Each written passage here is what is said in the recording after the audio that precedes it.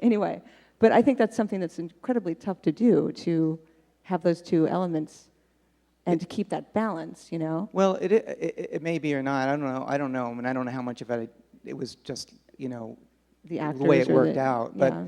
But I do think that there's something, it's very interesting to watch people's reaction as a group when they watch a movie.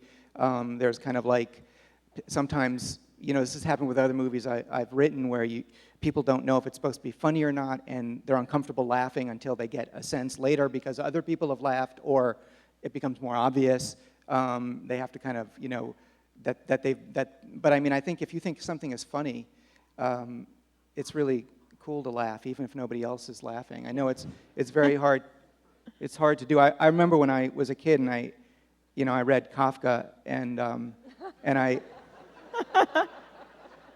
That wasn't even a joke. What age? See, that wasn't a joke.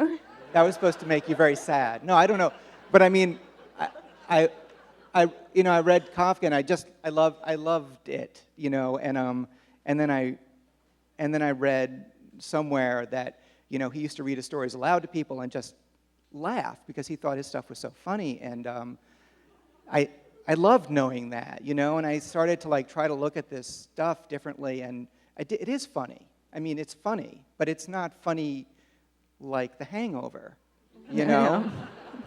You have to find the funny in it. It's not like, it's not thrown in your face, which is nothing against The Hangover. I like that movie, but you know what I mean? It's like I don't know. I think it's cool that it's sort of hidden, and you find what you want. You find what you find. That's where I see the literary influences in your work, like Flannery O'Connor, Carson McCullers, a lot of the Southern Gothic, a lot of the Russian writers are very, very funny. Yeah, really. Yes. Definitely. She was one of my favorites when I was growing up. On that note, I think we should open this up to the audience. And if you have questions, raise your hand and wait for the microphone to come to you before you.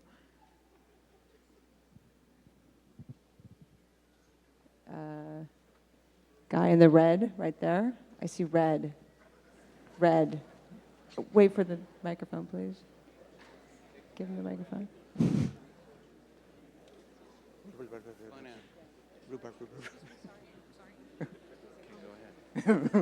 That's all they're saying, too. That's the crazy part.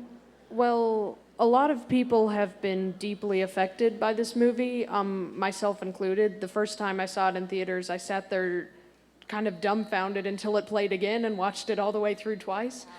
And when I talk to people, they've had very mixed, for the people who liked it, they've had very mixed emotional reactions.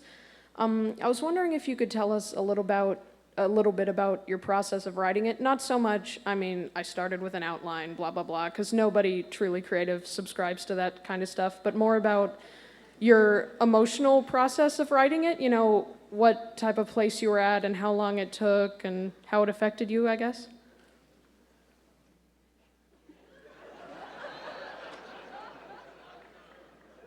I'm trying to figure out how not to admit that I started with an outline, because no, I didn't start with an outline.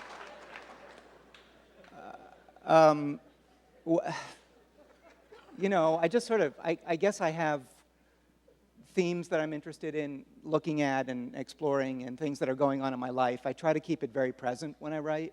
I try to write from the emotional state that I'm in, even if it changes as I'm writing. I try to kind of incorporate that. I'm not a big believer in perspective in my writing. I want to kind of write in the confusion of feeling that I'm in, and so it does get kind of complicated and messy for me in that way. And I do not really have an outline usually, except in cases where it's been very sort of like pitched, and I have to go. Even then, it doesn't necessarily work, but. Well, that's an example, yes, of a movie that I had no idea how to do, as is apparent.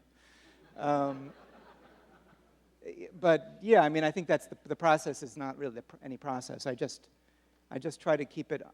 I try to keep it honest, and emotionally kind of naked.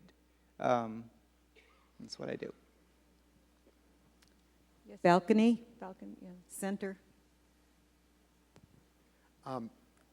First of all, I just want to thank Mr. Kaufman and the producers for making this movie.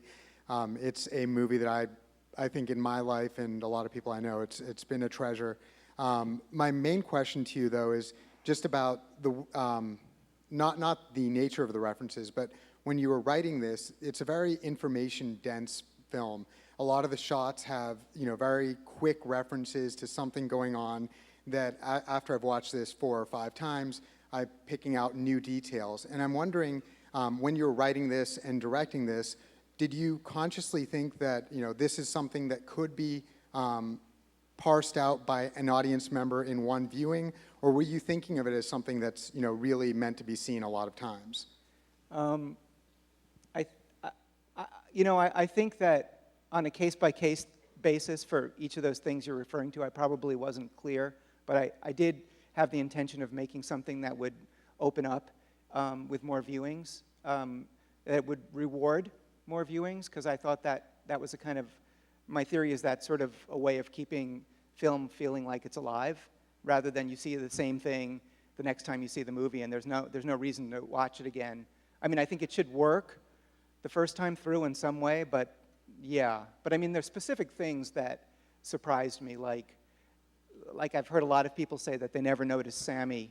I can't remember when the first time people noticed, maybe at one of the funerals, and that, and it boggles my mind, because I can see him in the first shot, but I understand it. I mean, I think what you're saying is true, and I can't see it that way, because it's, I know it, so I don't know that. I think also in the opening sequence when the date keeps changing at the breakfast, that's something that people mostly don't seem to pick up on.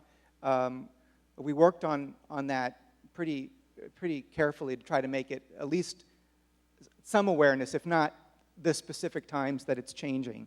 But we did want there to be some awareness, and I think often when people watch it, there isn't until they watch the movie the second time. So it's tricky. But then you see things where in other movies where they'll show you something like 15 times, in different ways, and it's like, it seems like such overkill, but it probably isn't. It probably is just something I didn't understand. You right there? The young man right there?